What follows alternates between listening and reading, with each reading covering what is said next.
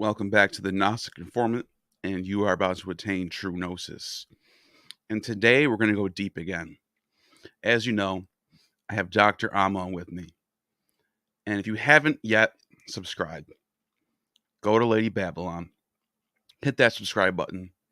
There's only one place in the world where you're going to find content like this. I'm not joking.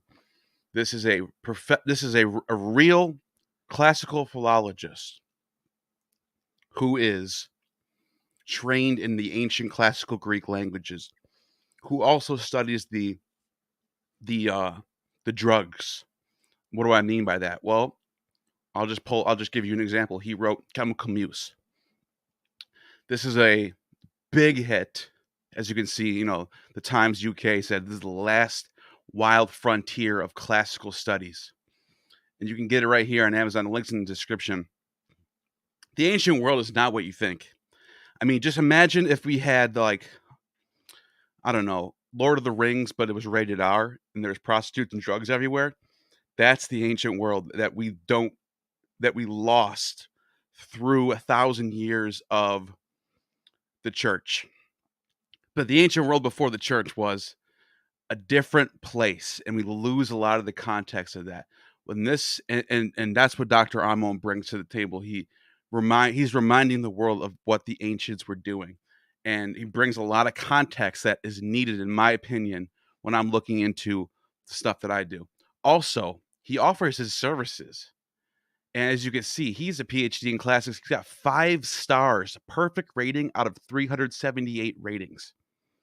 You can hit the link in the description if you want to learn classical Greek or Latin. He does both. Let's just go down real quick just to see some of these reviews. Learning is easy with Professor David. He makes it fun and interesting. Learning is quick and very smooth. That was me, by the way. 4 lessons I've done so far. Knowledgeable is an understatement. Ammon is able to take me through ancient Greek in a way that other teacher could. I am comfortable learning with Ammon and look forward to continuing. There is countless people who have left 5 stars and who are continuing to get learning languages from Dr. Ammon. So, with that being said, make sure you hit those subscribes, check out those links, and we are going to have a amazing show tonight. We're going to go deep into the stuff that they do not tell you in church. And let me repeat that. You will not hear this in church. Hit the intro.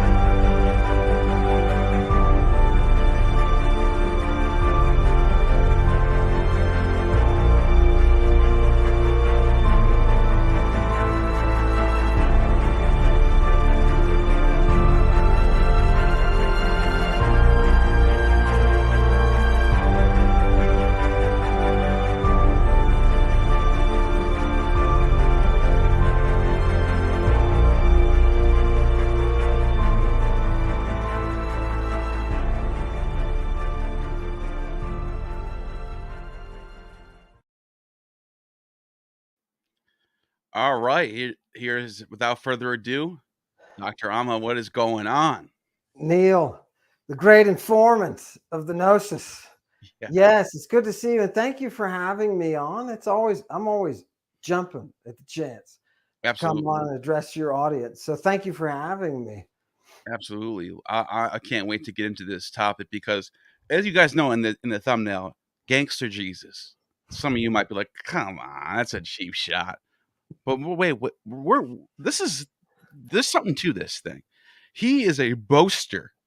He is not playing around. The Jesus you get in church is, love your neighbor as you love yourself, and the greatest thing you can do is love. But that's part of his schizophrenic, if you will, message that flips on a dime and he'll just randomly snap and then brag about going after Jezebel and throwing her on a table to rape her and then killing her children and then saying, I am the morning star, bitch. And like, we're going to get into these texts right now. You're probably wondering, what are you talking about? What text is this? And that's what we're about to bring you right now. So let's get into it. This is the Bible thug life, man. This is the thug life of the Bible. When I started dipping into the drugs and antiquity and the prostitution and these cult rites and stuff, yeah, you see a lot of thuggery. Yeah, so this is a great topic. Let's bring it all out. Good. Absolutely. Good. I want to. Can I throw up first, and I more want to present this to you, and then you give me, Neil, your thing, because people like this love between us. Yeah, right? I'm gonna bounce off your energy. We're gonna bounce you back and forth. All right, let's go to that first email that Peter kills Ananias, right?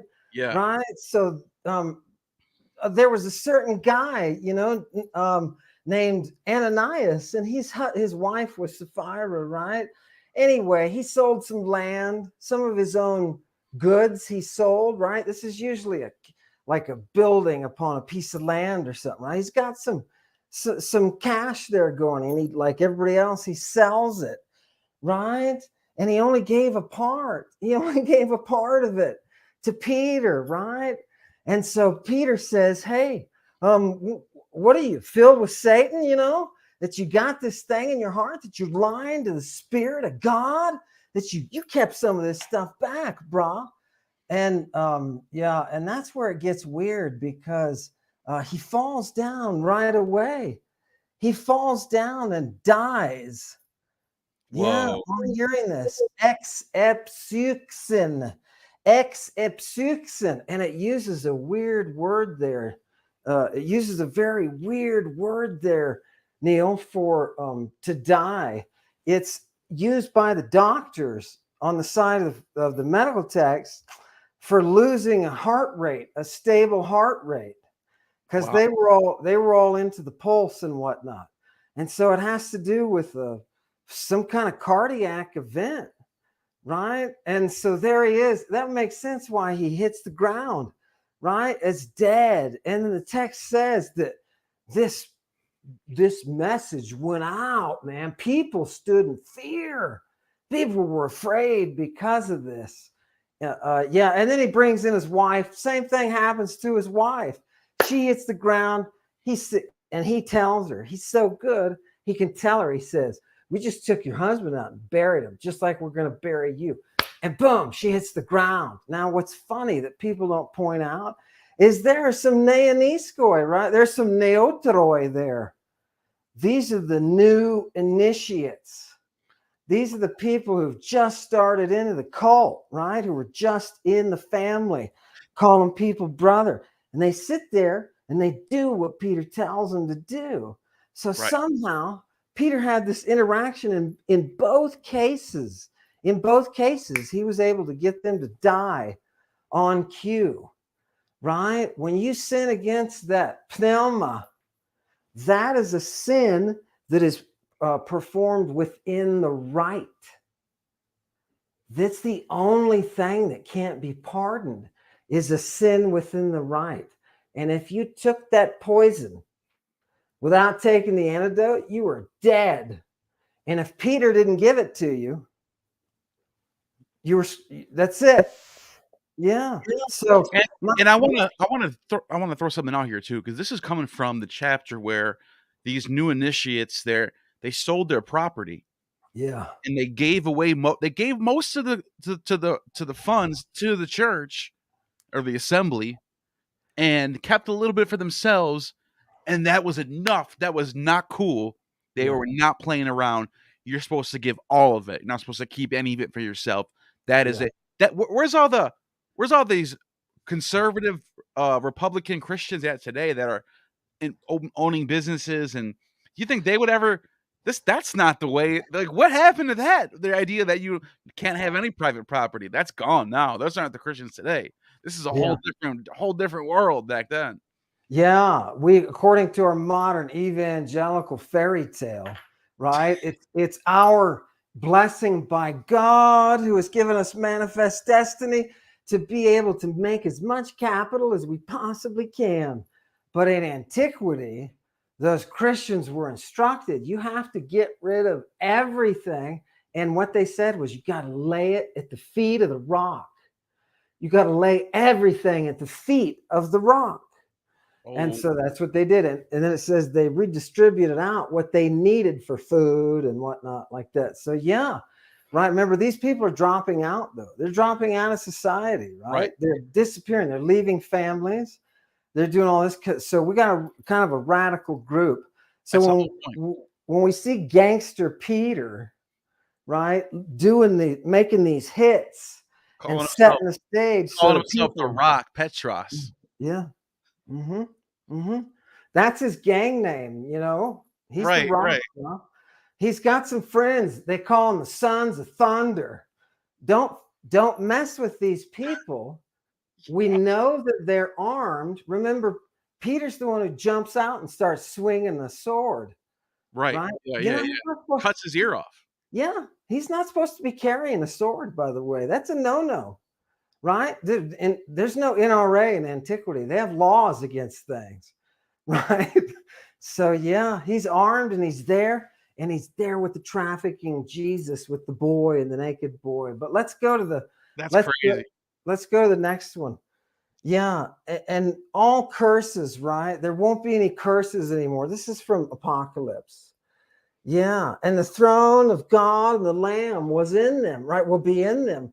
And the slaves, right? They'll serve them, right? And they will look upon his face, and their foreheads, metopon, right on their foreheads, they're going to have to onum autu. They're going to have his name.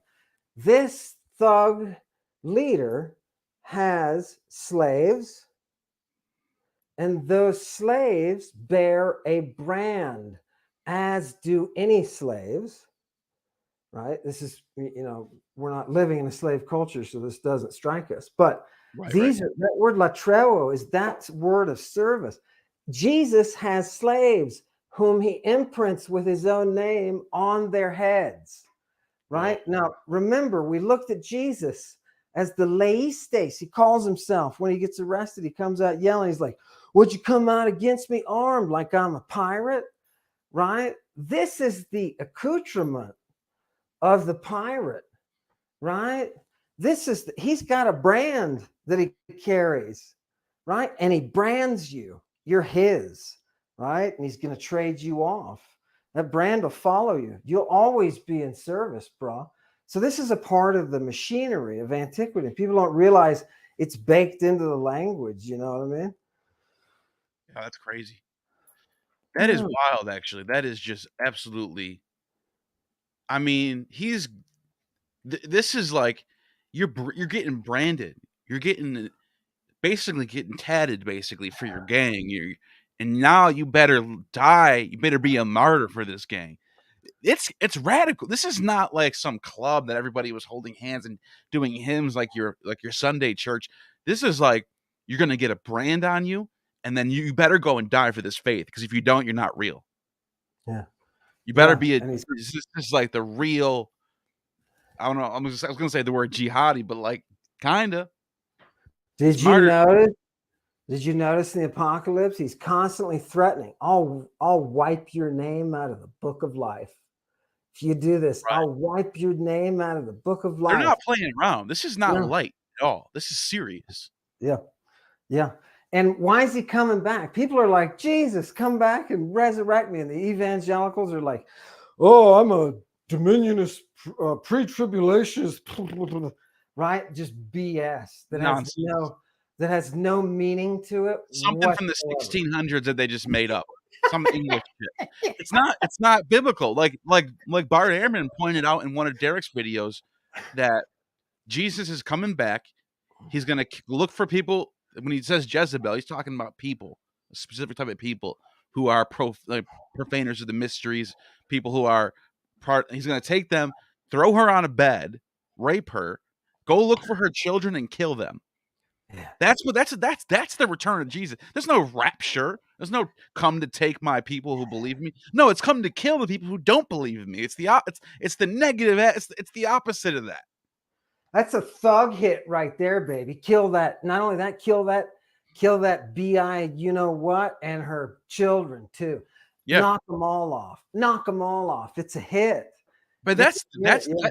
that's your basic messianic.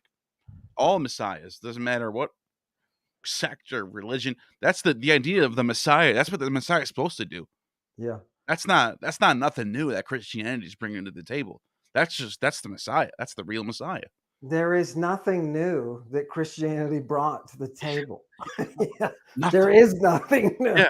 Right? If you took a pen and marked out like you were redacting something for a lawyer or something, if you took a black pen and marked out everything that had precedent, the whole thing would be dark, except for Jesus went down to Bethany. That's the only thing that, would just be his directions.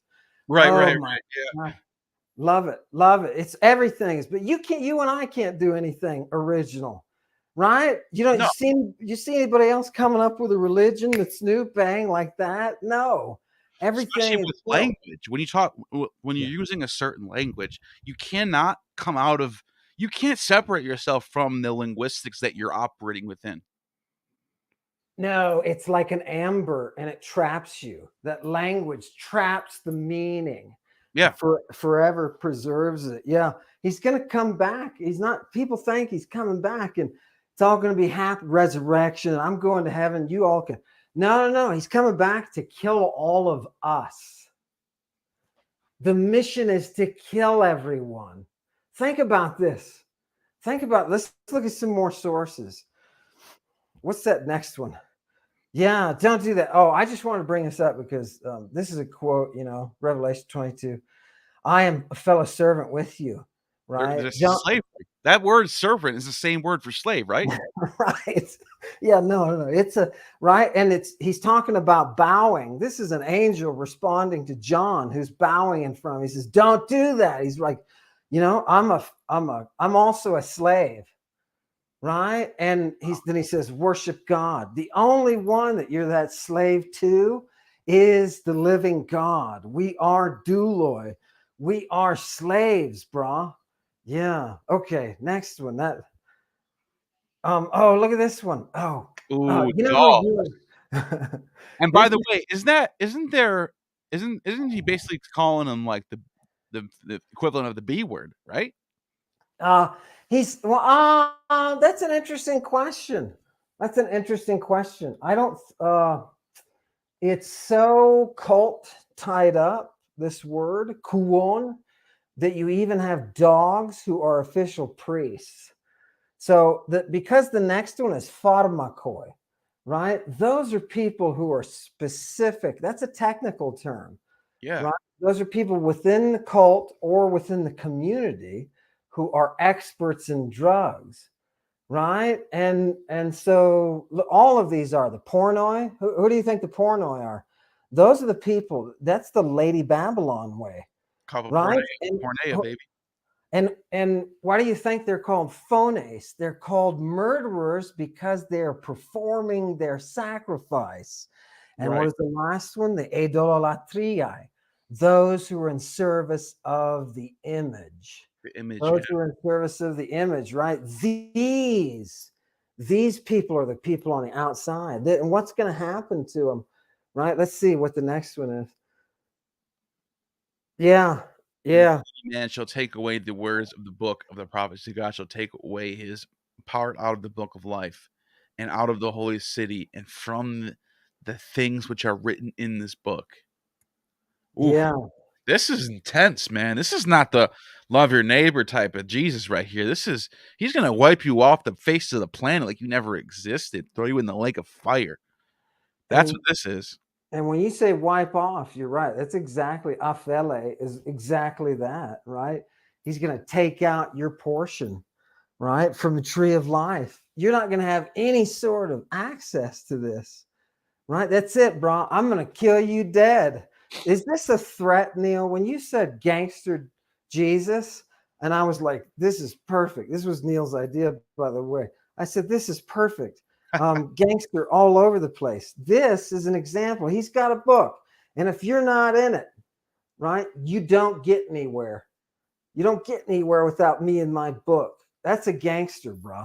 Yeah. That's gorgeous. Yeah. Yeah. And it's like, there's no, this isn't about like doing anything or feeding the poor or doing, it's just about get in line and do what I say.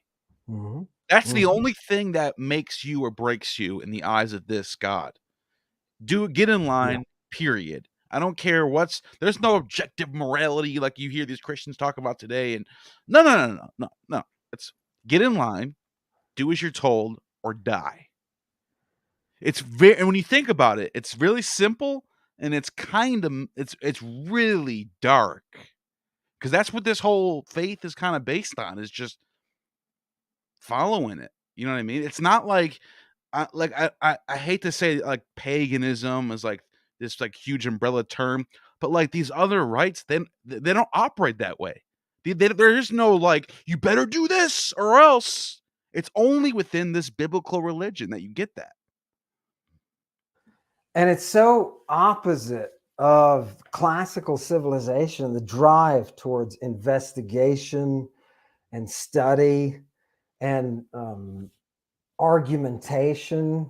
You know, it's so contrary to that. There is an implied reason in pagan religion. It's like when somebody tells you don't believe what you're seeing, right? Don't it's just bad press that's giving you this impression. That's what Christianity does. It says don't use your reason. Well, you know what I noticed about that too? Polytheism, right? Multiple gods. You give your devotion to the God that you align with, the God that you look at, that you look up to, that you need help from. But in monotheism, monotheism sort of aligns the world in a way that makes it so that you have one king or one Caesar or one emperor, and underneath that one emperor is the footstool, the world, the Roman Empire, and everyone is a servant to this one emperor. That's why all of a sudden, when you get this Christian Byzantine Empire, it's really just like private. All of it's privately owned by the Caesar, by the emperor, by the Constantine or whoever. Like all these different Constantine the Sixth and Constantine the Seventh, and it just keeps going next until another. And like you can come get it from me. Come get it from me. Like if you can usurp this throne, you can have this world. But until then, it's mine, and these legions are mine. They're gonna do what I say, and my will is be done. And it follows the monotheistic religion that it's operating within. So the religion sort of sets the tone of how the society operates. Whatever theocracy, like like I sound like people always say, but you act like the pagan world is so perfect. There was still problems. Of course there was, but like at least within this world where you have all these different deities and different temples, and the temple of Ephesus was Artemis, the temple of Athena, the Acropolis. At least in this world, it seems to be there is more, like you said, there's more debates, more discussion, more diversity, like more metropolitan-y feeling going on. What is your thoughts on that? And I could be wrong. I think what you're describing is not the gang, right? The gang, we have to have a certain code, and we have to have a certain color, and we have to have a certain ethnicity, and we take orders up, and we don't question, we just kill, right? That's the gang mentality. And I think Christianity is very much, that's because when you said it, Gangster Jesus, I thought, wow, Neil, you've captured it. It is. When you have paganism, on the other hand, there is no overriding authority. There's no one central person who can tell you what's what. I mean, think about it. Paganism expressed itself in a chorus.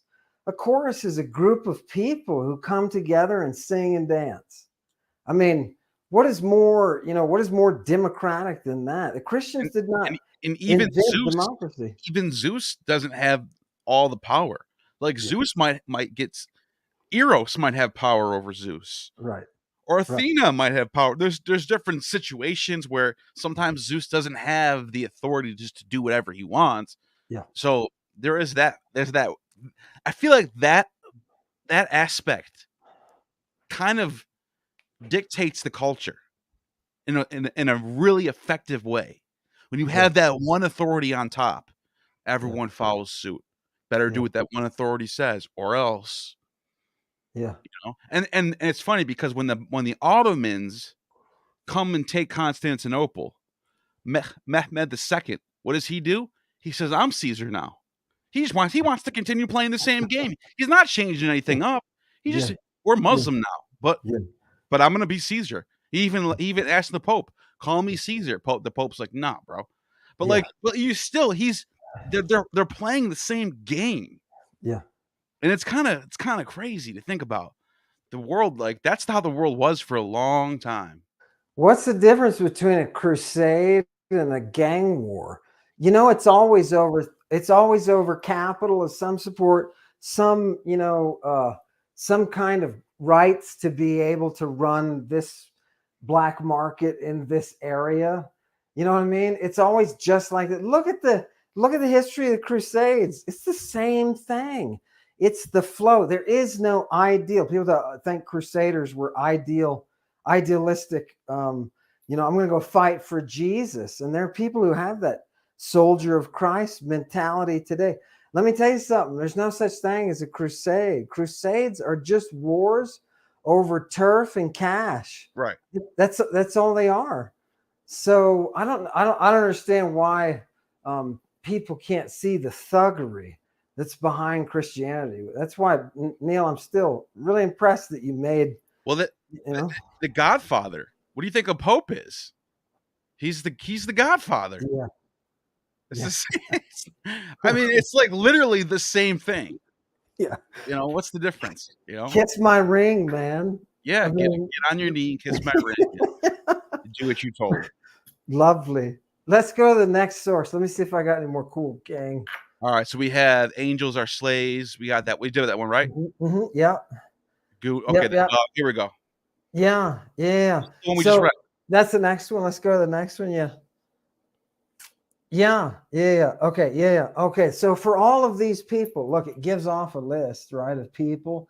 And notice right at the top, it's apistos. These are people who don't subscribe to your notion of faith, right? These are the people who don't subscribe to your notion of faith. So that's anybody. We're not just talking about, people think this is a list of bad things to do, like murder, right? Murder and lying. These are bad things. So Jesus is the good guy. He doesn't follow it. No. He's saying anybody that doesn't follow us is abominable. Yeah, they're murderers, right? They're pharmacoists. They're pharmacoists. Look, they're drug experts. They're drug users. They are wizards, sorcerers. He's calling everybody that, right? And saying they're idolaters. They're those image casters, right? And by the way, he says the liars got no part. Yeah, the liars got no part. Yeah, they're going to be put in that lake. Think of that imagery, though. The lake which burneth with fire and brimstone. Yeah. Now that sounds like the pit of Tartarus, doesn't it? Yeah. No, this is the purging, right? That theoi, that brimstone that you're talking about. Yeah, that's a powerful purgative. Yeah, and they're going to burn with it. They're going to be purified in hell, right? And that's the second death. That's what you call the second death. This is what Jesus brings. This promise that if he comes back and you're not one of the faithful, right? This is what you get. So right away you got, look, there's no loving here. Where'd the loving go? Right? And evangelicals have such a good way of excusing this, right? Of pulling this out of the hat. They say, oh, well, just the age of grace is over. I'm a dominionist. And the age of grace is over. And that's why all of a sudden, no. Let's just tell me what you've got here. You've got a picture of Jesus slaughtering all of humanity. Yeah. All of humanity. You know, I thought about this. And then even if Christianity turned out to be true, which it's not, but let's play along with this. Even if this scenario actually comes about, I'm saying send me in that lake of fire. I don't this reality that you created, you're evil. I'm not gonna spend eternity at your feet worshiping you for this. Yeah. Kill me now. End Yeah. it. I'm done. I opt out of this game. Because Yeah. this is just, and it's like, you created me this way, so I don't know what your deal is. You're the one that needs. This is a you problem. Get rid of me. I'm done. I don't care. I don't We wipe me got out of the system. Like we that's got to me is just evil. I'm hoping, Neil, that it's real as it can be, so I can stand right in front of him. And when it comes my moment of judgment, Krima, and they talk about the great white throne and his judgment, I'm looking forward to standing right there I honestly feel the same in way front as of the you. great white throne and saying, "You were arrested with a naked boy. I'm not following You would you." say that. You would say that. I wish I was behind you to watch it too. I hope I don't go in front of you so I don't miss it. Yeah. Yeah. Let's see what else is going to happen to us. Let's go to the next quote. Fire from Uranos. Yeah. And shall go out to deceive the nations which are in the four quarters of the earth, Gog and Magog, to gather them together to battle, the number of whom is as the sand of the sea. And they went up on the breadth of the earth and compassed the camp of the saints about. These are the bad guys, right? That's us. It's everybody who's not faithful. And the beloved city. And they came from, and fire came down from God out of heaven. This is that pur Uranos. And notice it's got the Gog and Magog reference in it, which all the evangelicals are going to be standing up saying, "Oh my God, he's talking about Gog and Magog," right? Gog, if you go back to Ezekiel, which I've got on the bottom, Kaisu huie anthropu, and you're going to say, "Wait a minute, you're not reading the Hebrew." Yeah, you're right. I'm reading the oldest version we have. Kaisu huie anthropu, prophetelson epigog kai epon tade lege kurios. And you, son of man, now you know where he stole the title from, right? Right. That's from Ezekiel. Yep. Yeah. Prophesy against Gog and say, "The Lord says these things. Idu, look, I am epise. I am against you, Gog, the ruler of Ros. And what is Ros? Ros is later Rus. On the Latin side, these are the people who live where we now talk about Russians. Oh yeah. So when the Christian evangelicals get all, especially the Dominionists, and those guys, and it's mostly guys because they hate women, they're misogynists. It's built in. It's built into the DNA of the gang of Christianity. And they just happen to bring it out. Those guys just happen to bring this to the fore. Doug Wilson is in that group. Oh, anyway, they bring out this hatred. It's a living hatred. But they say also, the Russians, right? Do you notice the Christians are all excited about the Russians, and they're like, "Hey, don't help Ukraine," right? You know why? I know Christians on Twitter, Catholics and Baptists, both of them. And those people hate each other, but they're coming together and backing up Russia because Putin, because they all understand something. They all understand something that's really real. That the Orthodox Church of Russia has a better claim to the Greek Orthodox Church than the Catholic Church does. They have a better claim to Peter and Paul than Rome does right now. That's the Orthodox Church of Russia right now. That's the original church that fled Constantinople in 1453. And a century later, Ivan the Terrible, his grandmother was the niece of the last Roman emperor who died during the siege of Constantinople. When they were So you have a direct lineage. That's why he called himself the Tsar. He's the first Tsar of Russia. Yeah, the Kaiser. He wasn't just making this up. He was saying, I'm legitimately tracing myself back to the Constantine dynasty. Oh man, that so arouses me. So Me too. Tell me a little bit more about these people. So they tell you, they're like, hey, in support of the Rus. Did Because any you of need them to like? know what side you're on. That's why I like this. That's why I understand why these Christians, these Twitter Catholics, are like, Putin did nothing wrong. I get why they're like that. You're right. You're damn right. You're on that side. You should be on that side. Let's Yeah, get real. That's the side you're supposed to be on.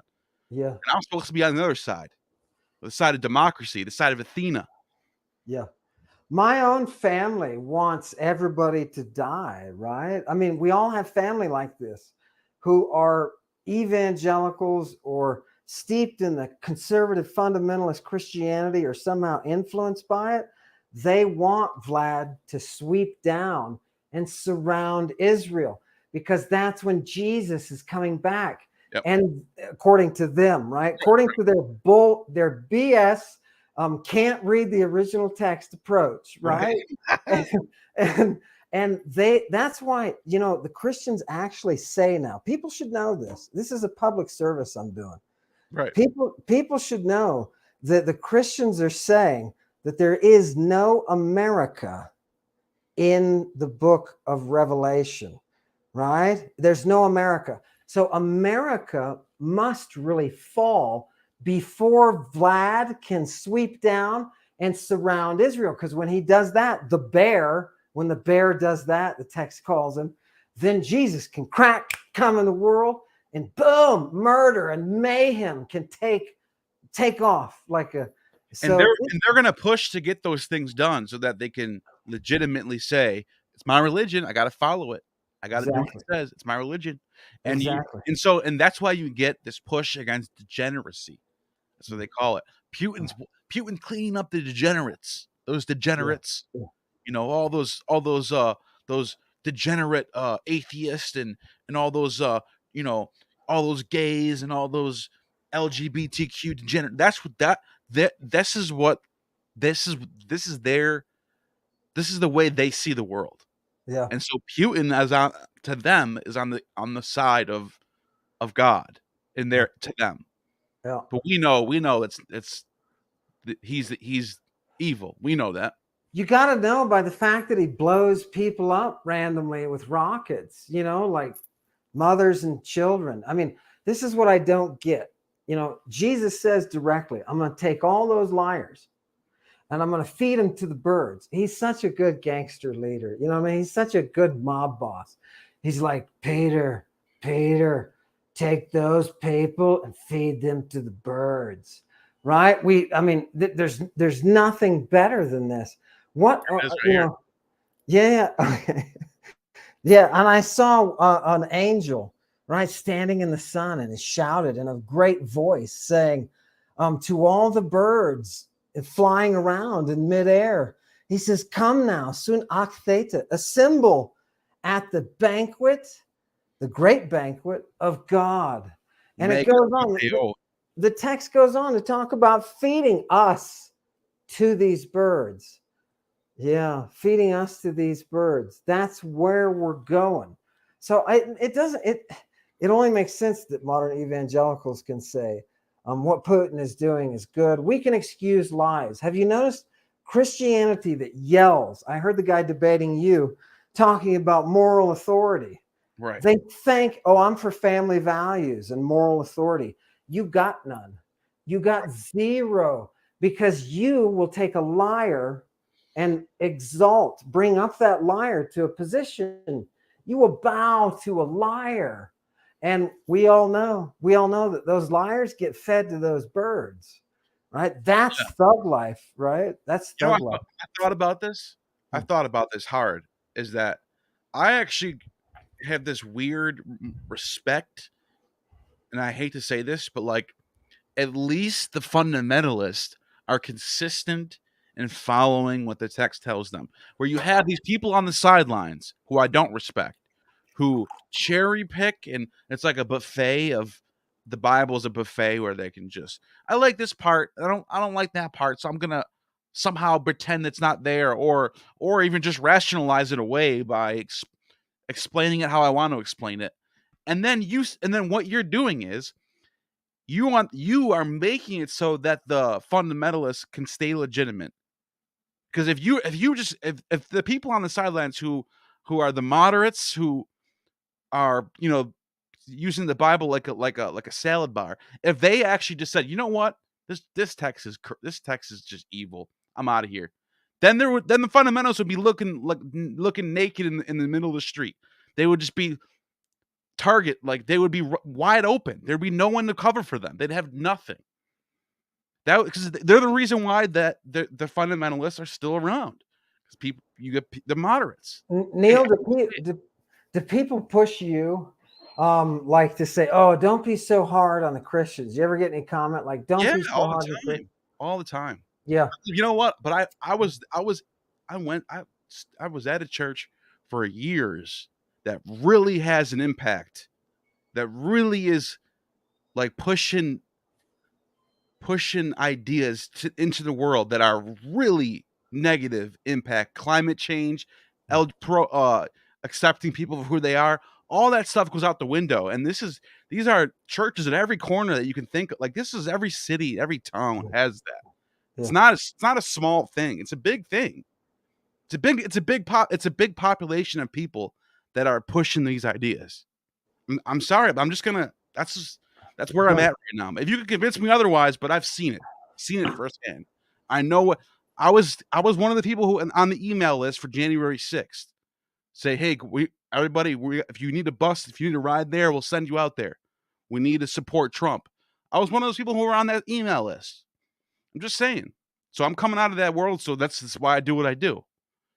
You don't have to do it, but I do it, Yeah, and it was a Christian flag that was first. Everybody listened to what Neil said, right? It was a Christian flag that went first into that capital. Those people, Neil, that tell you you're being too harsh on the Christians, right? Those are the people who, in the 1st century AD, as Christianity was becoming more and more radicalized, and people were saying, we have to burn down this place, right, in order to get him to come back. That's the kind of the person who stood back at the time and said, "Oh, don't be hard on the Christians." That was the person who helped facilitate the fall of Rome. An order, and when I say Rome, I mean order. Dude, such a good point. That was such a good point. Yeah. Exactly. That's what I'm saying. It's the people who are the moderates that kind of cover for the fundamentalist types that do the most damage. Right. Because it's like that you're the gateway to that path. You're the reason why that thing exists. Yeah. Yeah. When the Taliban was gaining strength in Afghanistan, that there were a certain percentage of a population that said, "Oh, this can't be that bad," right? Whereas, so it's if we can show those people the future before it happens, they can correct. But that's unfortunate, unless you've got oracles and different sources. You were talking earlier about polytheism. Remember, people don't think this way, but there are oracles spread all over the place that give you the voice of God, whether it's she or he, right? It doesn't matter. And you can go obtain that voice in one place that's different from another. That inherent flexibility of the system, of a system that is integrates the populace, that thrives on diversity, right? That's what I'm saying. That the layout of that system sort of produces a zeitgeist that's not top bottom. It's not patriarchal. It's not here's the one king on top and then the servants. It's more like spread out. You have these different institutions with their own certain types of power, that there's a balance happening. You know what I mean? More of a balance. Balance. That's a Greek idea, right? Not that they invented it, but that was big in their minds. You have to achieve balance. Right. And becoming thug life where you're selling everything that you own and putting it at the feet of some thug who's going to murder you if you don't give it all up. Look at By Iran. the way, how did Peter know that he didn't give it all up unless he either had spies or he had access to the sale itself? Which, since Jesus was so hooked into the tax collectors, it's probably likely that Peter knew exactly, because that all of that has to be registered. But not only that, it's a message to the next person coming. So you remember what happened to Ananias? Right. You better not. You better give me all that money. You better not keep a penny for yourself. Ananias, he dropped dead right away. Yeah. It's when the mafia leaves the horse head in the bed. It's a message. That's what it is. It's just strike fear into the people. Yeah. If you come here and you join us, you get initiated. Yeah. You better give us all your riches, sell all your property, and don't keep anything for yourself. Don't dare do that, or you're dead. Like, that's intense, man. If you are a modern Christian and you own property and you have, I don't know, stocks, and you have you're cash, you're not a real Christian. You're not. Yeah, no. You are an aberration that developed over 2,000 years, right? It's true. Yeah, doesn't make sense to me, man. But okay, let me get through one more. We got Pantocrator, right? What's this about? Yeah, here's the Pantocrator. Remember, I said the Pantocrator is a title that's used by Hermes, the Angelos, the messenger of Zeus. Yeah. Right? Jesus in Revelation not only calls himself that messenger, he's the underboss. But even the text itself, John says another angel. Jesus comes out at one point with a sickle in his hand. We're going to look at it in a minute. And then it says another angel steps out with a sickle. So Jesus is very much putting himself into this specific role, right? What's he got a sickle for? You know what he's got a sickle for? To cut your guts out. That's what yeah. And what are they all yelling? You know, Jesus is Lord, et cetera, et cetera. Okay, next one. And I saw the heaven open. Yeah. Okay, here's the description of gangster Jesus. Are you ready? And I looked. I saw the heaven open. Uranos open.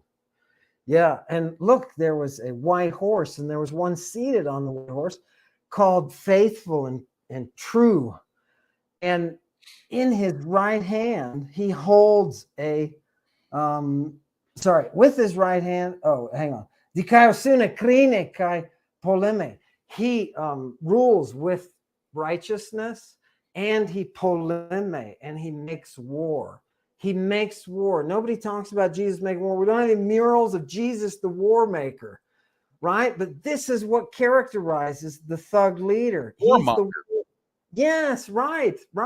He's literally calling himself the warmonger. Yeah. And he's also injected in his eyes. He's got the flux. He's got that purple, that burning purple in his eyes, and it's the flux puros. That expression is used in Orphic mystery. It's like Al Pacino with the cocaine on his nose. Yeah, exactly. He's lit up. He's lit up. This is gangster Jesus right here, yo. And he's got lots of gold. He's got bling. He's got crowns, right? He's got a ton of bling.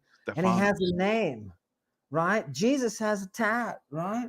And he has a name. The next one. Jesus has a tattoo. Yeah. And it says on his thigh a name, King of Kings and Lord of. Think about that. You know, you got the old English tattoos. Yeah. Well, he's got that old Aramaic tattoo going on, King of Kings and Lord of Lords. You know what I mean? What is it? That Syriac font. You know what I mean? He's got that tattoo, that Syriac tattoo. Why do you think he tattooed his thigh with it? Because he's a G. He's Jesus, the G. He's G-man. Yeah.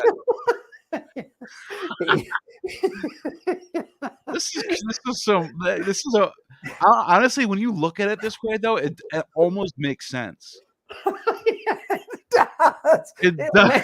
It makes better sense It than the does. fairy tale. Better sense. Yeah, that they come up with. Can you imagine him flashing it? Like he lifts up his gown and he's like, "Hey, take a look at this, MFer." No, Here's, and it's funny because they're ride or die. They're martyrs. They're gonna yeah, ride or die for their clique, for their yeah, gang. They're not gonna. You're not letting them. You're not gonna get over on them. They'll die for that shit. Like yeah. It's that's a good. mentality that you see in the mafia and the Italian and the Spanish and like that's real. Like that's no joke. And imagine though, you've got this drug using gang whose principal leaders are immune to venoms, right? And Jesus is like, I'll make you so that you can drink this stuff and it won't hurt you at all, right? So the drugs are there from the beginning. The drugs are there with him when he gets arrested. So it's a part of the culture. Your comparison to gang I think it's straight on, man. Well, Jesus said, look at how the popes dictated their lives. Like they had Pope Alexander in the 16th, 15th century. He had an enemy that wanted to be the pope, and this guy does become pope. It's Pope Julius. He is 2 popes later, but this pope didn't want to wait around. He wanted to end this pope's life so he can become the next pope. Well, he ended up, apparently, according to the sources, he had an altar boy child, and he was giving him poison every day, enough that it wouldn't kill him, but he would become immune to it. mm, And then he got him hired as the Pope's wine checker. ah, So he would be able to drink the wine and yeah, put the poison in it, and he wouldn't die. Well, yeah, the whole operation failed. The kid died. But like yeah, that tells you the mindset of this church, man. yeah, This is like yeah, these are like mafia bosses fighting over the throne. yeah, And yeah. this is the highest that Christianity has to offer, the papacy, and they're operating like mob bosses. Why do you think that is? You think it's just a reality? It's just like that's the way the things go when you got lots of money involved, lots of power and sex. It's going to lean toward this hierarchy of there's going to be one thug, and he's going to run everything, right? So yeah, I didn't think they were sitting around ha ha ha ha, ha, right? I didn't think that was the reason everybody was there, right? We all know it. You can take those altar boys into the basement, you know what I mean? And you can do things with it. That's power. That's what they were doing. That's real power, man. Jesus has that. Let me see that long one that I had with him on the white horse. Just go back one. No, maybe it's one more. No, that's okay. That's okay. Let's just look this one. I'm sorry, this one. Yeah, there we go. Yeah, and he's gonna destroy the nations, man. He's gonna rule them. Says below, he's gonna rule them. And there's a little phrase in rabdoi siderai. It's with a rod of iron. But that rabdon, people don't recognize that rabdon as a religious instrument. It's used also by the Pagans, right? And his is made of iron. You know why? So he can bust your head open with it. That's gangster. This Jesus seated on a white horse, he's gangster, bro. And by the way, we see in the beginning, he's got his bow and he's got that poison with him. So, and here again, he's called the Pantocrator. Oh, but one last thing from this. Look at 1, 2, 3, 4, 5 lines from the bottom. This is in verse 19. Yeah, it says Pate ten lenon. He is treading the winepress. That leinon is the winepress. And you should have one, Neil, that is the hymn to Linnaean Dionysius. Yeah, look at this. Look at this. They call him Lysias, right? The releaser, the freer, right? That lane root is the press for the wine. And for those of you who think that they were, God is comparing himself. He's constantly saying, I'm this wine presser. They didn't have wine except in Canaan. The Egyptians got it from the Canaanites, right? Because in Canaan, which is not a Semitic word, it's a Hurrian word. It's a Hurrian word, and they were not Indo-European. And it means, guess what it means? It means purple. Yeah, I've seen this before. That's mind blowing. Yeah. Yeah. At the bottom, I just want you to notice the last line here: Rexikthon and Lenai. Lenai is that God who treads out the grapes, right? That's from Revelation. And this is talking about Dionysius. This isn't a hymn to Dionysius. What does that word mean? Megasthenes, and the second last word, Yeah, Megasthenes. having incredible strength, Oh, okay. right? Having incredible strength. He's Rexikthon. He is literally busting the earth or jamming something into the earth. And guess what we have in one of these texts that I sent you, Neil? It talks about Jesus with a Saturnian scythe or sickle, jamming it down into the earth. Yeah. This one? Mm. Oh, yeah, here it is. I see, I behold a white cloud, and upon the cloud sat one unto the Son of Man, having on his head a golden crown, a cruson, and the Stephanon, cruson Yeah. Stephanon, and in Yeah. his hand a sharp sickle, drepanon. Yeah. Yeah. He's got that sickle and he's about to jam it into the earth as his judgment, right? This is the exact same thing that Dionysius does. I'm not kidding you. For hundreds of years, the worshippers of Bacchus, they would hear this and they'd be like, oh, yeah, he's Bacchus. Yeah, He must be the. that's what I'm trying to. So that's what I learned from you, and this is what I'm trying to relate to people: is that the language in Greek, in any, doesn't matter what it is. When you're speaking cultic language in Greek, it's gonna ring bells in people's ears in the Greek world, especially people living in Phrygia, or people living in Corinth, or the Church of Thessalonica. These people are growing up in the Orphic mysteries. They're all around them. This is stuff this is familiar language to them. And we lose this context when because we're in an English speaking world that's 1,000 years removed from this. We have no idea the context anymore. It's gone. But this is the work you've been doing that I'm trying to give to the people. Like, there's some context in this. There's a reason why they're using this language. The sharp sickle, that's Saturnian. Yeah. Kronos has the sickle. He's the one who comes and, they have the Thanatos, the god of death. Mm-hmm. This is all in Revelation. This is not like I'm pulling out of the air. He even says Thanatos, death, and Hades gave up their dead and then was thrown in the lake of fire. Right, and even in the Christian manuscripts or in the editions of the New Testament, you'll see Hades capitalized, right? Because he's a person. He's the king of the underworld, right? And even the sea, where it says the sea gave up its dead. Yeah, I'm not kidding. When I first read that, I remember thinking like, well, you have Hades and you have death and Hades, the sea, and I didn't know until recently when I started reading the Orphic hymns. There's a hymn to Thasala. Yeah, there's a hymn to the sea. The sea is also a deity. Yeah. Mm-hmm. No, it's all there. It's all in Revelation. It's all there, and it's all Saturnian too. And that's why when you read these hymns, you're shocked. You're like, wait a minute, they're using the exact same symbols and images that they're using in Christianity, which only makes sense. I mean, come on. They didn't sit around and Jesus didn't say, oh, let me make up something new. Yeah, let me just pull this out of the void of some black hole. Like, these are ideas that come passed down from other ideas, like evolution. All ideas come from something. Yeah. Yeah. All right, let's finish these quotes because I'm these are great. We're on fire right now. So this is one: Jesus kills and feeds you to the birds. We did this one, right? Yeah, we did that one. Oh no, here's the one we got to read. Here's the one. Okay.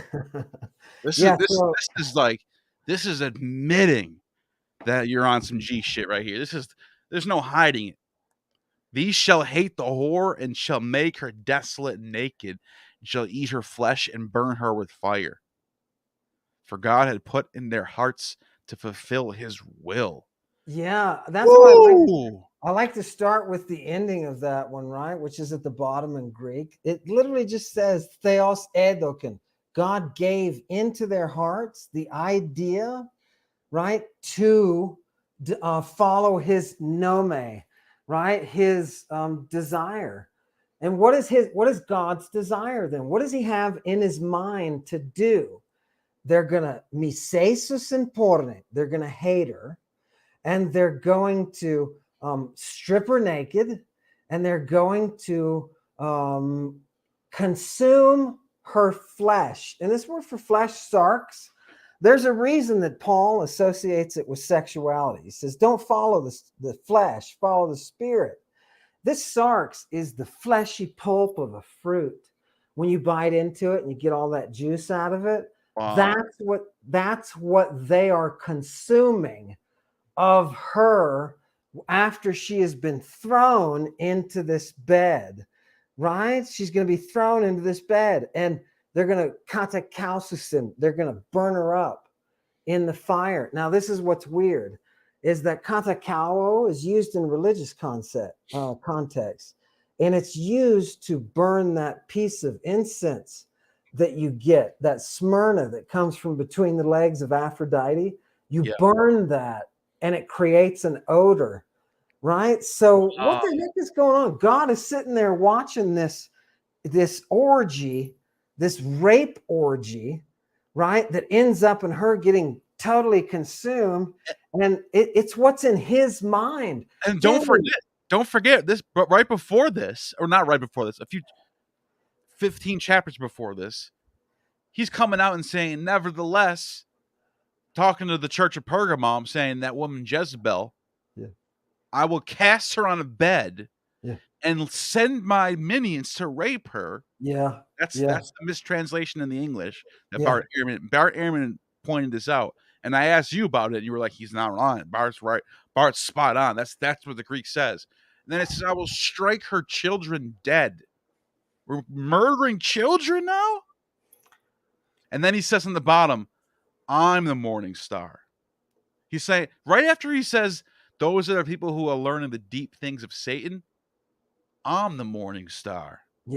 That's like, what? He's saying, you know, this Satanist? Nah, they had nothing on me. I'm Lucifer, bitch.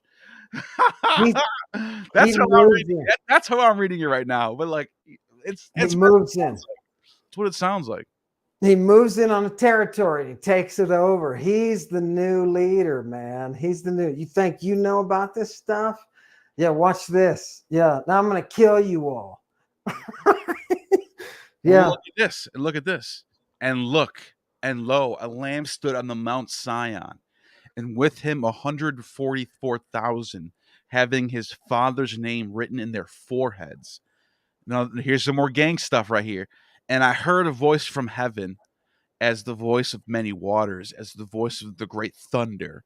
And I heard the voice of harpers harping with their harps. There's that Orphic imagery right there. And they sung as it with the new song before the throne and before the four beasts and the elders. And no man could learn that song. But the 144,000 which were redeemed, these which were not defiled with the woman, for they are virgins. What's Jesus doing with 144,000 virgins? And I'll bet branded, and they're branded with a tattoo on their foreheads. Yeah, of course they are, because they're sex slaves. Exactly. Right? That's the whole point of that verse. Yeah, that's crazy. Yeah. And by the way, when it says they are virgins, that's not like physically. That's like a cultically. Like, it means like they're mine. They only belong to me. Right? Am I right about that? They're parthenoi, it calls them. I checked this one out. They're parthenoi. So it's we talk about Athena Parthenos, right? I'm saying in the context that he's saying that they only belong to me. Nobody else has access to them.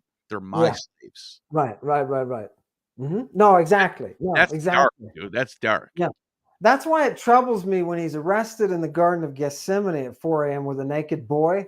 Mark says that boy was assigned to him, right? That he was, it uses a verb that you only use with slaves and military, right? You can talk about somebody in the military being assigned, right? So it's like, what's going on here that Jesus is attracting to himself these, slaves who are, in this case, they're virgins, And and he's yelling, I'm not a pirate, I'm not a kid trafficker. You didn't have to come out with the big weapons. I'm not a kid trafficker. Right. Yeah. Peter, though, what do you think gang-wise? When Peter took off, right? Jesus is there. The boy takes off. Peter starts swinging with a sword, knocks off that guy's ear, and then takes off. Do you think it's just like gang lord got taken down, right? So we're going to step off. And then does Peter just decide along the way? He's like, hey, I've got the apparatus going here. I've got enough followers that we can liquidate all of their cash and we can drive this gang forward. I don't know. What do you think? He's the Petros. He's the Rock. He's the underboss. He's like under the Godfather. There's that the main boss that's right underneath. He's the one doing that, making sure everything gets done right. And so I'm not surprised that he's pulling out a weapon, make sure things get done the way they need to be done. Like he can't, and then what happens? Jesus, oh, no, put it away. Okay, boss, you got it. It's like a scene out of a Godfather scene right there. You know what I mean? Like, put the gun down, Tony. That's Petra. But he's the one who ends up starting the church, right? He was the one who goes to Rome, and so that's the original Godfather, the first pope, right there, according to the tradition. Are you muted? You're muted. Peter ends up in and out of jail too, so they're catching on to him and what he's doing. I mean, he obviously is making a presence, and he's able to get out of jail. It makes you wonder. Look, Judas was there, right? We all know Judas was an informant, right? No problem. He's an informant. To what extent could those three guys that were with Jesus when he got arrested with that naked kid, what were they? How much could they have been in it? Do you think Peter could possibly have known that things were going down with Judas? Do you think that was? Do you think he just tried to make a show? Like, if he can kill Ananias on the spot, he could have killed that guy that he swung at. Was he just trying to, make a show or something? No, I think he was ready. I think he was ready for something to pop off. I think there was something. Yeah, I think you're on. And Dr. Tabor talks about this, is that people want to make it seem like Jesus and Peter were a bunch of poor fishermen and that had no political. No. This is, people don't remember or talk about or write about or fixate on people who are just randomly homeless. Like, this is probably some wealthy, some sort of movement happening. There's something going on here. This is a movement. This is not just some little group of people that magically blew up and became the state religion of the Roman Empire. This is a systematic movement that's going on. You got to think, if they become so popular, they spread all the way over to Rome. Right. And if you're thinking that Peter is taking people's goods and redistributing. Yeah. And he's taking everybody. I mean, how many people? I mean, and it can be anybody. Wealthy people, I'm sure, also got involved. Absolutely. And how much, if the movement is so big that it spreads to Rome and throughout Asia Minor, how much did people bring to Peter's feet? I'll bet he had the most gold on the planet. Yeah. Oh, if you have, I'm going to Toronto in 2 weeks to talk to Professor Kloppenborg at Toronto University. He wrote a book about this. It's called Christ Associations, where he documented. He's looking at all like the steles and stones and imprints in catacombs, and he's putting together the pieces of the puzzle. And these are like early Christian labor unions, basically. They're organized. They're all like the city of Corinth. The stonemasons had a church and they were organized. The city of Alexandria, the wood carpenters, they had a church. They were organized. This is an organized network of assemblies. And he even the first thing he does in the first chapter is he redefines that word, ecclesia. We say church, but it really means assembly. And it's a broader term than just church. These are groups of people, networks of people that are organized. There's a reason why they were so successful. They were organized. And he says that up until, I guess, in like maybe the 2nd or 3rd century, if you had a loved one died, you had to go through the assemblies, and they're most likely Christians. That's how they got their power. They infiltrated the what do you call it? When someone dies, funeral home places. They were the ones that infiltrated and took those over. You know what I mean? But it kind of reminds me of like today, where you see these funeral homes and they got Italian names, and it's like maybe it's a mafia in front of it, like it's just like a front. You know what I mean? Who knows? I'm just throwing ideas out there. Yeah, no, it Like, makes you wonder. That's what makes me. I'm seriously thinking that, though. I'm not kidding around. It makes you wonder how much cash was flowing back to those original apostles, and particularly Peter, because he's named as the keeper of the keys, right? Like, that's another thing. Why is this gangster Magus involved with children and prostitutes and tax collectors? Why does he walk around in that state saying, "Hey, Peter, rock, I'll give you the keys"? What does that mean? What does that mean, right? We look through the fairy tale and we think, "Oh, right. I will give you the keys," right? No, what did he mean when he's going to give him the keys? Somehow he did, because Peter ends up making a ton of money off the deal. He got it got to the point where the Church of Rome is claiming that they came from, like, this is Peter's thing, right?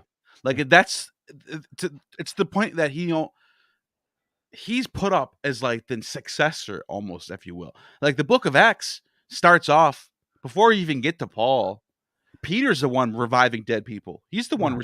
Peter resurrects a dead person in the book of Acts. Don't forget about that. It's not just Jesus resurrecting dead. Yeah. It's also Peter, and then Paul does it too. Yeah. And he's battling that Simon Magus, who wants a piece of the action. He wants in the action. And Peter's like, "No, cut him out, right?" He was a good thug, man. The Simonians were like another rival gang, if you will. And so the history gets written by the victors. The Simonians end up getting written in the text where Peter and Simon Magus, they have a show off. They have a showdown. It's like a Western gun, like a, Billy Bart and what's his name, and Badass Billy Joe, and they're having they got their guns pointed at each other, and Peter wins. Peter shoots him down, dead, done. And that's what happens. It says in the text that Simon Magus, this is not an act, this is an apocryphal text, but it says in the apocryphal text that Simon Magus goes, "Let's see what you got, bro." And he starts flying in the air. And he's just flying like, "Look how powerful I am. Look how much power I got." And Peter goes, "Really, dog? Really, dog?" Boop. And makes him fall down dead. And then Peter wins, dude. It's like, Peter's more powerful than Simon Magus. And it's like, that's the message that you get. But it almost makes you wonder, what's behind this message? Was there warring factions of Christians in Rome? I think so. The archaeology sure as hell shows us this. The evidence shows us this, that there was more than one Christian group going on in Rome. Simonians, read Irenaeus and Hippolytus. They're talking about the Simonians being all over Rome, worshiping Simon Magus as the Christ. Simon Magus was the Christ. Yeah.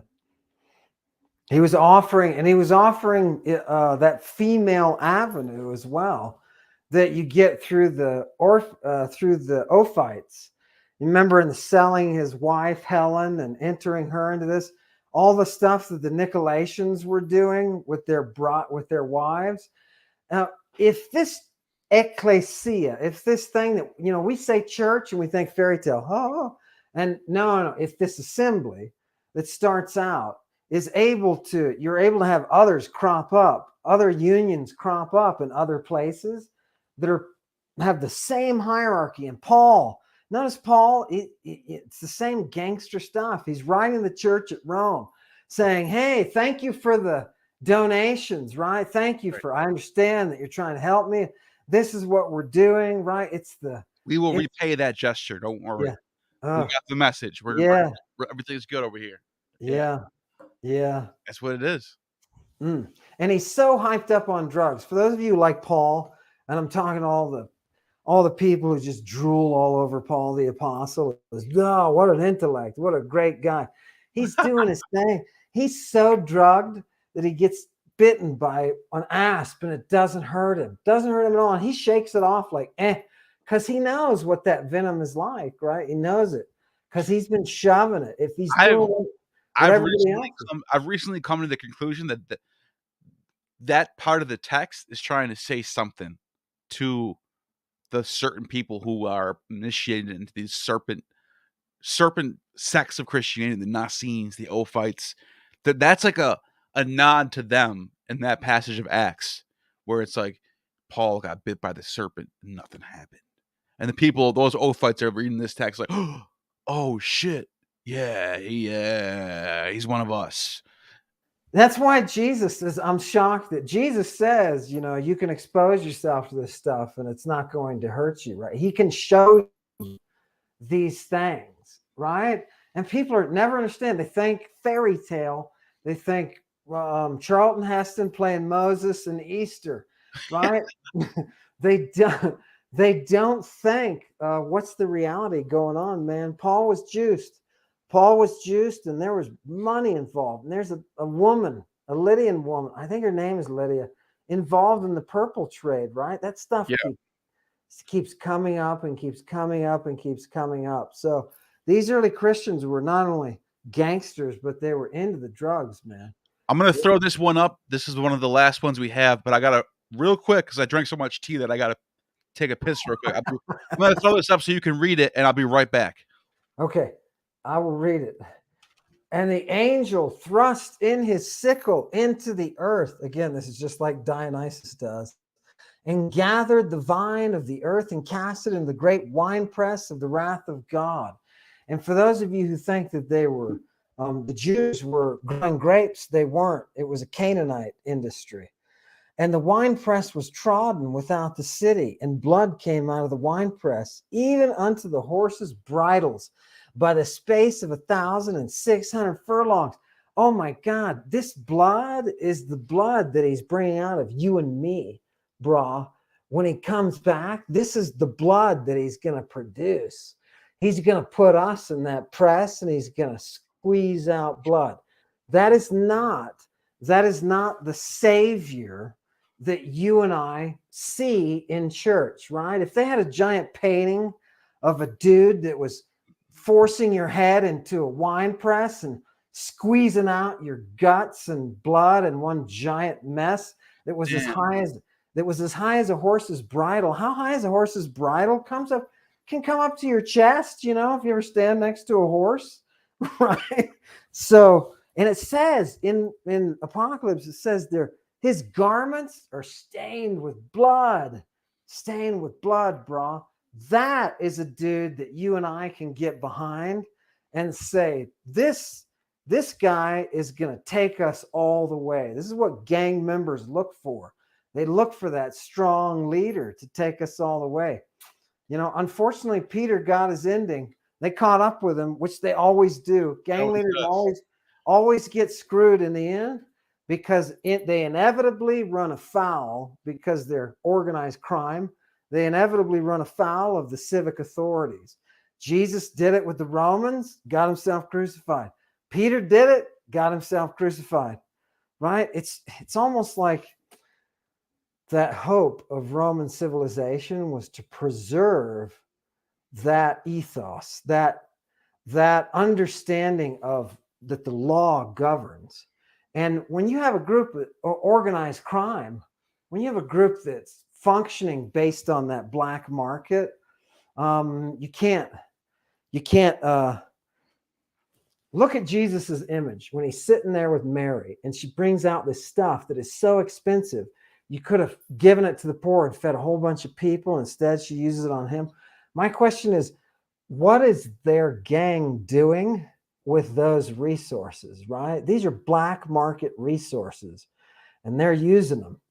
They're using them. Jesus is in it deep. So when he's arrested with that kid in the public park at 4 a.m, maybe it's not so strange. Is that part of the bling? Is that part of the thing? You're with that kid, you're in the right, you're getting hyped up, you're entering that mode, and he thinks he's genuine, thinking he's the son of God, right? He's very genuine in that, right? Yeah, so good for him for Dionysius and Thug Life. I love it, Yeah. man. He's the Cronian son, the son of Kronos. Like he's trying to. That's what he's going for. He's trying to set up a mystery rite out of the culture that he's in. Like, you know, that's what it very much seems like. That was the last slide. But before I even get to, there's some questions people want to ask about the Greek. Before I even ask that, I just want one more time. I just want to, while there's 120 people watching, go and hit the subscribe button right now. I want to get him over past 1,000 subscribers tonight. Let's do it. So hit the subscribe. Go hit Lady Babylon. It's right. It's not even in the description. It's in the title. You can just hit that at button and click and subscribe. Do that. And then, by the way, if you're wondering, what do you mean? What are you talking about? All these drugs and black market? Well, the perfect book to explain this to you is the Chemical Muse.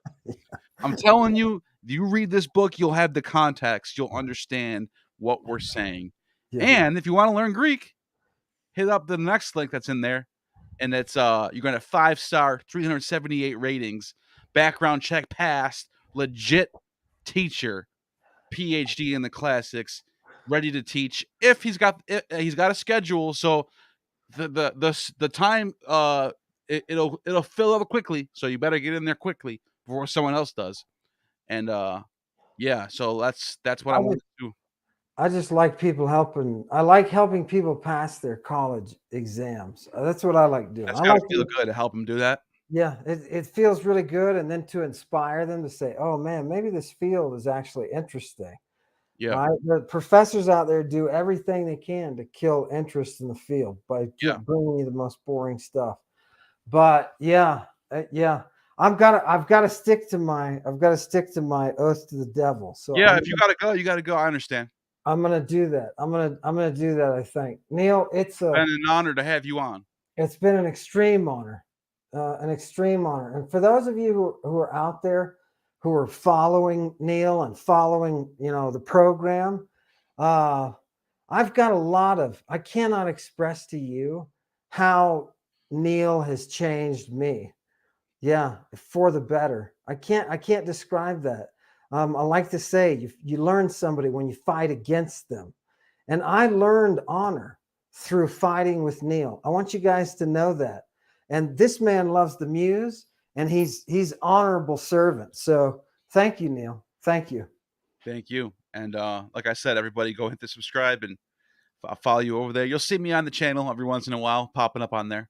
And all right, take it easy. I'll Okay. talk to you soon. Okay, talk to you.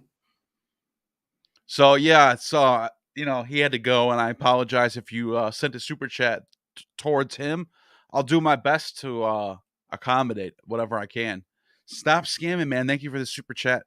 Can you provide any insight into the meaning of the Greek word in the New Testament, which translates English to demon? Also, do any? It's a good question because you got the word daemon, which kind of just translates to God, but and then the Christian sense, it kind of becomes demon, where it's like a bad god or like some sort of demonic spirit. That's as best as I could do on answering that question. But I apologize that Ammon had to leave. But I really, some I get people on, they only have a certain amount of time to be here, so I apologize for that. Morris and Prophecy, thank you for the super chat. I finally caught one of these lives. I love your channel. I was raised evangelical and agree with everything you said this morning. Cheers. Awesome. It's good to see you, Morrison. Thank you for that. Stop scamming, man. Hello again. Can you provide any insights on the Greek words for heaven and paradise the New Testament uses and do not and any Christian write? Auranos is heaven. Paradise. It's an let me see what Perseus Tufts has for paradise. paradise? I don't even know. Paradise. Paradise in Greek. Paradisos. Paradisos. So, let me see if I can share my screen. Yeah, so you have Aranos, which is heaven. It's the same word for the god Aranos. And then Paradisos. Paradiso.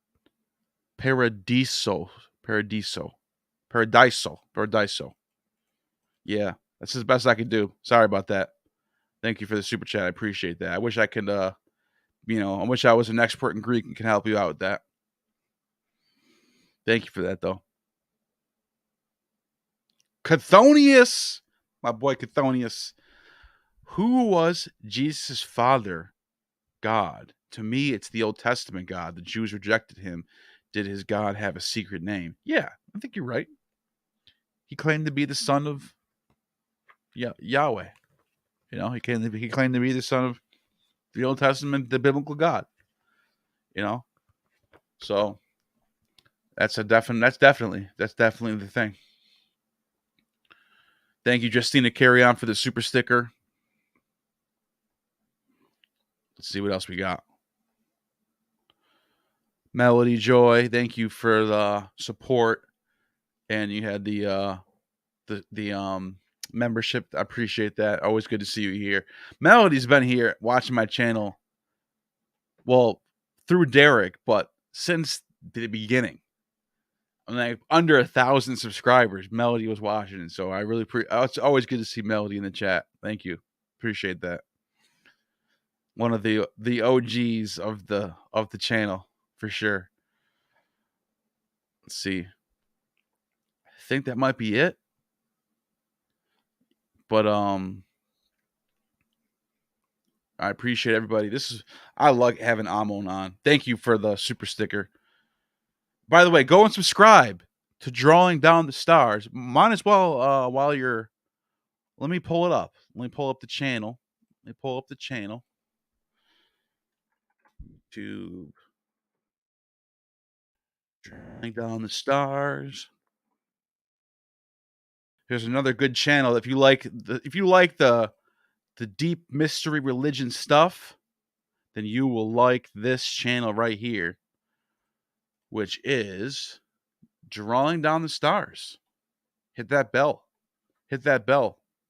You're making a lot of content too, and we're going to be doing some collabs together too. So definitely go and subscribe to Drawing Down the Stars. Absolutely, that's a must. Go and do that right now, everybody.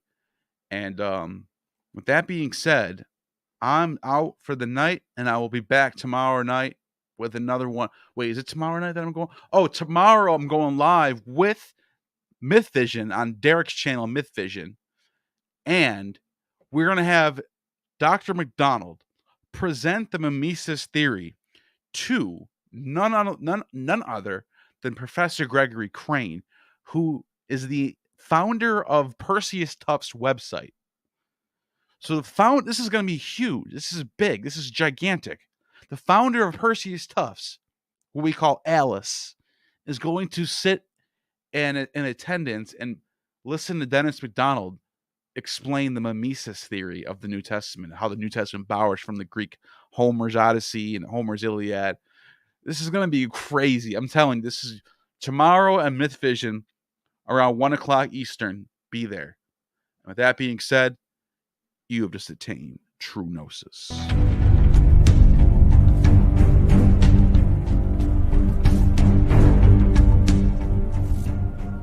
You have just attained true gnosis. The demiurge has no power over you.